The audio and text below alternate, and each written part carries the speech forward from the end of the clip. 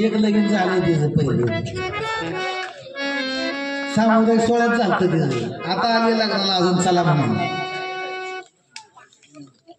ह्याला सोडून दिलं आता माझ्या नादाला लागले तो का माझ्या उलटा स्मोक चौक आमच्या दोघांच्या